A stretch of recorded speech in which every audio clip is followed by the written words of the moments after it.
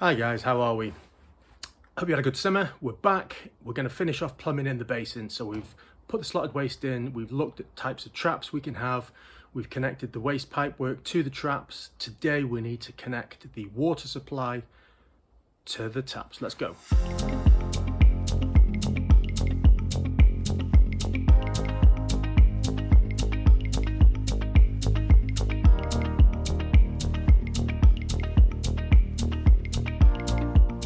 So it's been a very long summer. As those who are following me will remember, we started the summer in a plaster cast.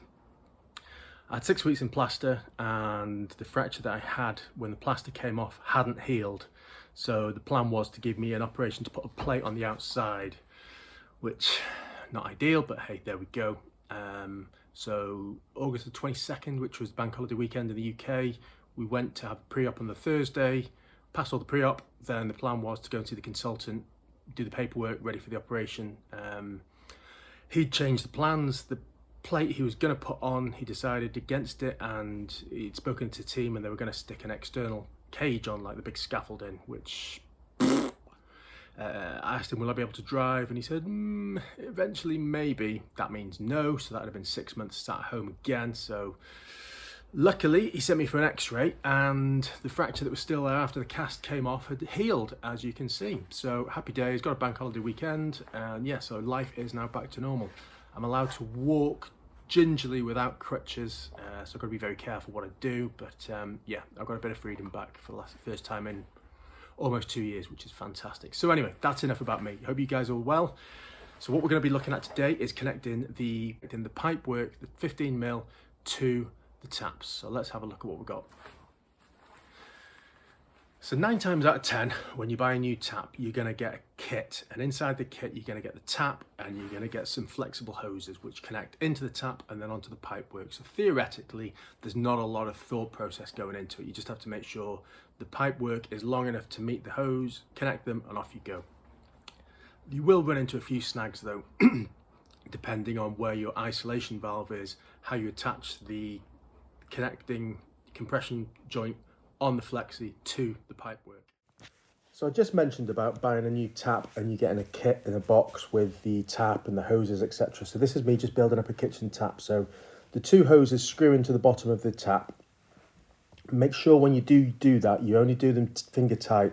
Don't get a spanner on them, because there's some little O-rings at the top, and if you do over tighten them, you do run the risk of splitting them. So that's them there.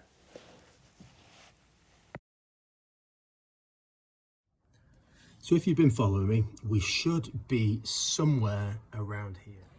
So I've run some John Guest from the tap over there to this elbow, and then into the copper pipe up to this isolation valve, just to prove to you that we are live. So yeah, there's some water in there. So if you look at the top of that valve, there is a bit of a ridge on it. When you screw that onto it, there is a chance that if you over tighten it, you will cut into the washer, and eventually that will create a leak. So what we do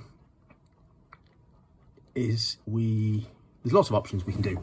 First thing we can do is radiator tail valve. So if you look at that, that's nice and flat. You compare the two. So there's no chance this one here is going to cut in, but that one could. So pop that one in, obviously with the olive and the compression valve nut, and then your flexi can just attach to that there, and then you don't have any issues whatsoever. So that's the first option we've got. So if you didn't have any of these radiator tails, what you could use is something like this. So it's a 15mm compression with a 1/2 inch taper on, but if you look at the top, it is flat again, so it's not going to cut into the washer. So what you need to do here, put a bit of 15mm in, then connect that on, and then that will just screw on there like so. The next plan of attack we have could be something like this. So we've got the tap connector on the end, and then we've got a push fit, John Guest push fit, speed fit end. So what we do is we connect that to the tap up there, and then that literally pushes on. Boom, done. Just want to quickly say, while we're talking about hoses, be careful with them. Don't force them, because you can kink them quite easily, and if you kink them you can damage them, and then they run the risk of splitting. Okay. The last way we then have to connect the tap to the pipework is the old school way, solidly in copper, using soldered tap connectors. Look like that. So that bit screws onto the bottom of the tap. A little fibre washer will sit in there,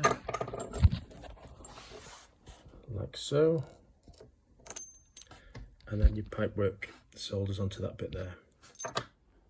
The only issue with doing it in copper is you are going to have either a bending spring or a set of benders where you're going to be able to have to pull some bends. So this is what came with the tap. I'm not going to do anything with it today because I don't really want to waste any copper. But so here I've got 3 examples of tap connectors. There's probably hundreds of different sorts out there. These are what I've got. I've got a short one, a longer one, and a 90-degree one. So basically your pipe just slots into that, and then you'd run the solder around it to solder it up.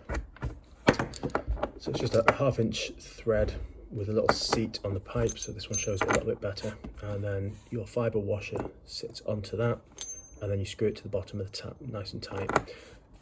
This one here is a 90-degree, so it will be like that. So this is useful if the pipes are coming straight out the wall, you can connect them on, or if you're running the pipe, if you don't have any benders, you're running the pipe up the wall, you can then connect onto it like that. Something like that, if that makes sense. So what we're going to do is we're going to go with the standard way with the tap connector, the flexi connector, with a little copper stub sticking out the valve. So quickly paste it up, put it in.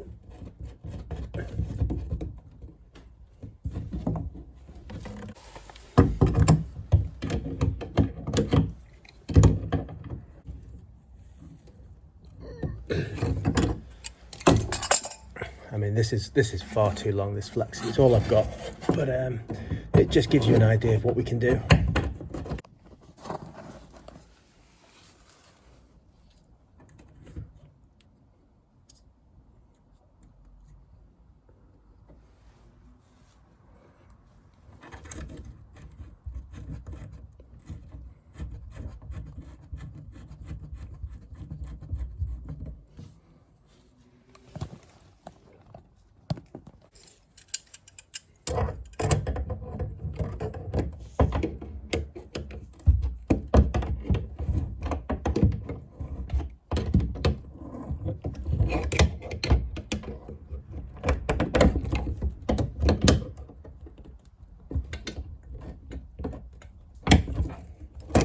So we're fully connected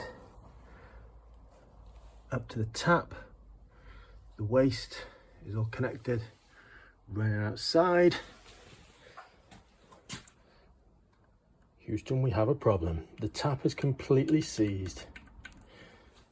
So, as you can see, the tap is completely seized. So you're gonna have to join us next time when we look at how to unseize a tap. Take care, guys. Bye.